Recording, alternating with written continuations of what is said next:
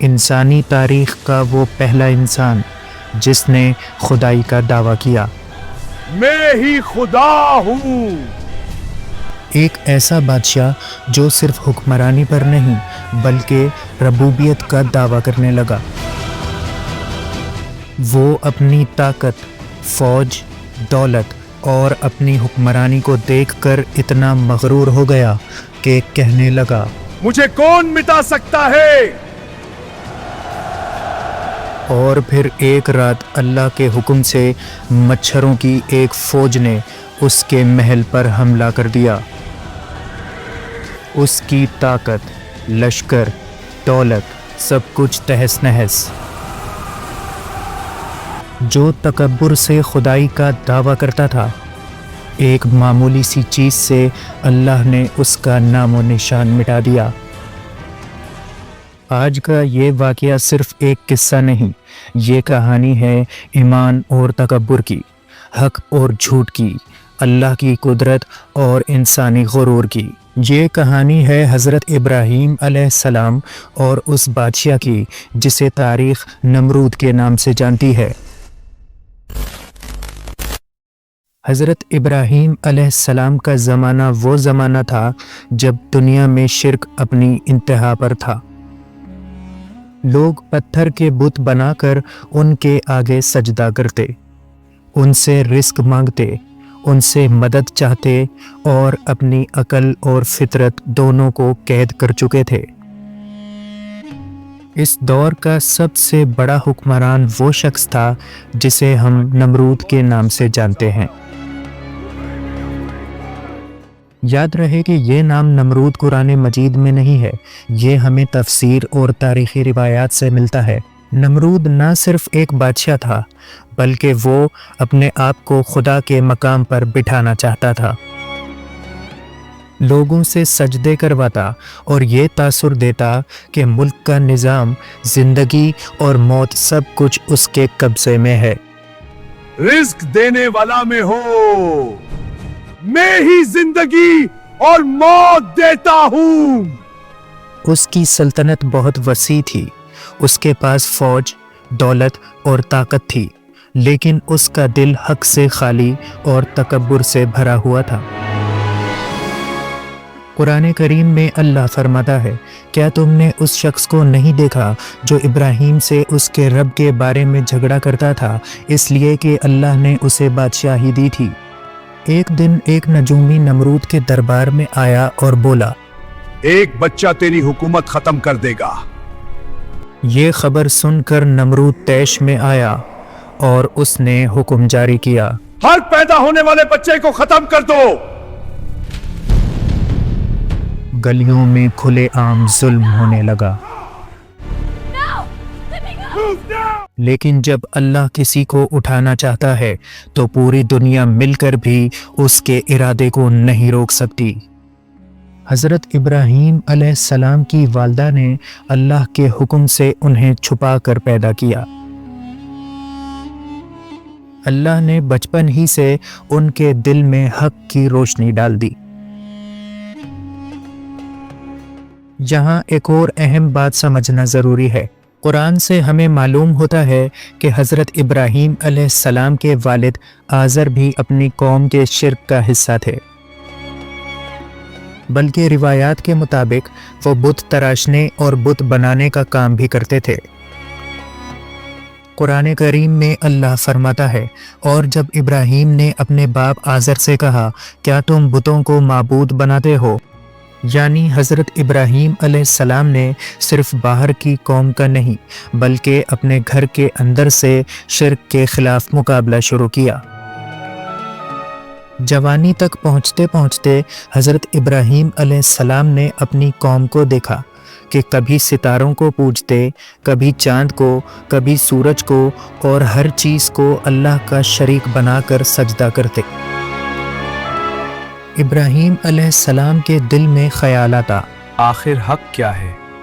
آپ علیہ السلام نے عقل اور فطرت کے ذریعے سوچا، خدا کو کبھی زوال نہیں ہو سکتا۔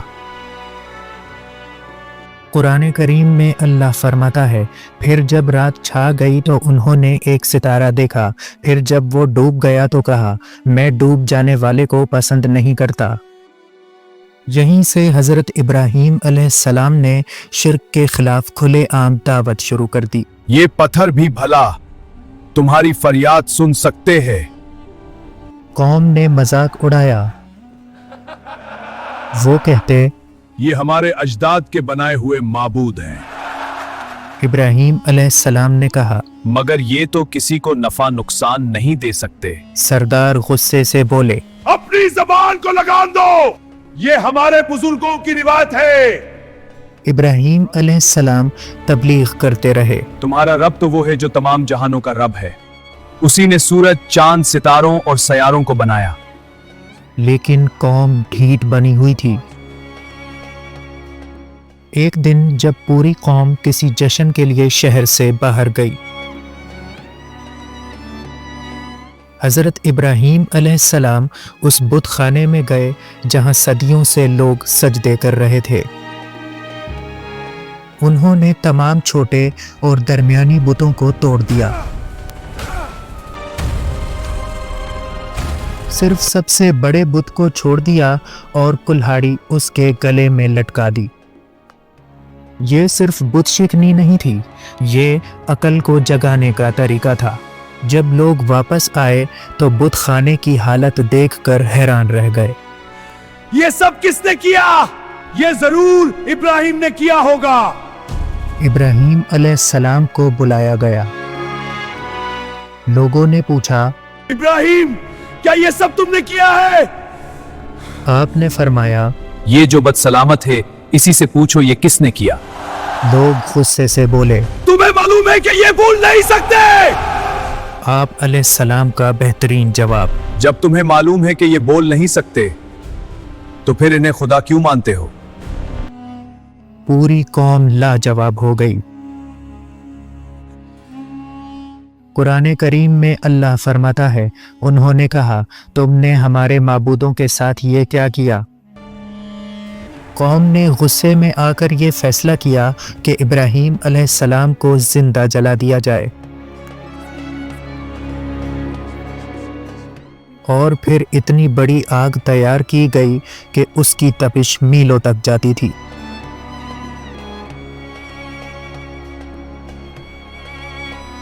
मंजनीख के जरिए उन्हें आग में फेंका गया।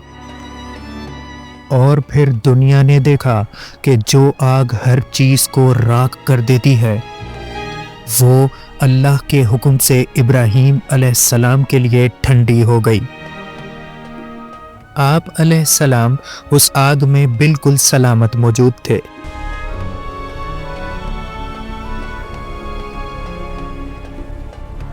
कुरान करीम में अल्लाह फरमाता है, उन्होंने कहा, इसे जला दो और अपने माबूदों की मदद करो। हमने फरमाया, ए आग, इब्राहीम पर ठंडी और सलामती वाली हो जा। ये मंजर देखकर सब हक्का बक्का रह गए। जब नमरूद को इस वाक़ये का पता चला तो उसने हुक्म दिया, इब्राहिम को बुलाओ। इब्राहीम अलैहिस्सलाम महल में तशरीफ लाए। नमरूद बोला, तुम मेरे खुदा होने के मुनकिर हो? बताओ तुम्हारा रब कौन है? इब्राहीम अलैहिस्सलाम ने फरमाया, मेरा रब वो है जो जिंदगी और मौत देता है। कुरान करीम में अल्लाह फरमाता है, इब्राहीम ने कहा, मेरा रब वो है जो जिंदा करता है और मौत देता है। तकब्बुर बोला, ये तो मैं भी कर सकता हूँ। उसने 2 कैदियों को बुलवाया। एक को आजाद कर दिया और दूसरे को मौत की सजा दे दी और बोला, देखो, मैं भी जिंदगी और मौत देता हूँ। हजरत इब्राहीम अलैहिस्सलाम ने फौरन अकल को जगा देने वाली बात की। मेरा अल्लाह सूरज को मशरिक से निकालता है, तू उसे मगरिब से निकाल कर दिखा। वो बादशाह जो खुद को खुदा कहता था, लाजवाब हो गया। रिवायात के मुताबिक جب نمرود نے حق کو قبول نہ کیا تو اللہ نے اس پر اپنی قدرت کا وہ عذاب بھیجا جو طاقتوروں کو ذلیل کر دیتا ہے۔ اور پھر ایک رات اللہ نے مچھروں کا لشکر بھیجا جس نے نمرود اور اس کی فوج پر حملہ کیا۔ چاروں طرف چیخ و پکار، لشکر تباہ ہو گئے، طاقت بے بس ہو گئی۔ اور پھر ایک مچھر اس کے ناک کے ذریعے اس کے دماغ میں گھس گیا۔ سالوں تک نمرود اس عذاب میں مبتلا رہا، سر پر جوتے اور چپل مرواتا تھا۔ جو خود کو خدا کہتا تھا وہ ایک مچھر سے بھی بے بس ہو گیا۔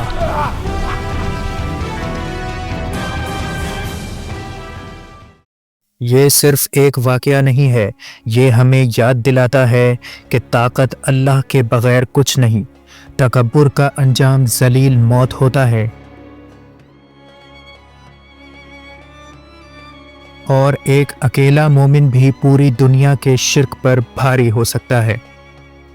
حضرت ابراہیم علیہ السلام نے ہمیں سکھایا کہ حق کے ساتھ کھڑے ہونے کے لیے نہ لشکر چاہیے، نہ تاج اور نہ سلطنت، بلکہ صرف ایمان چاہیے۔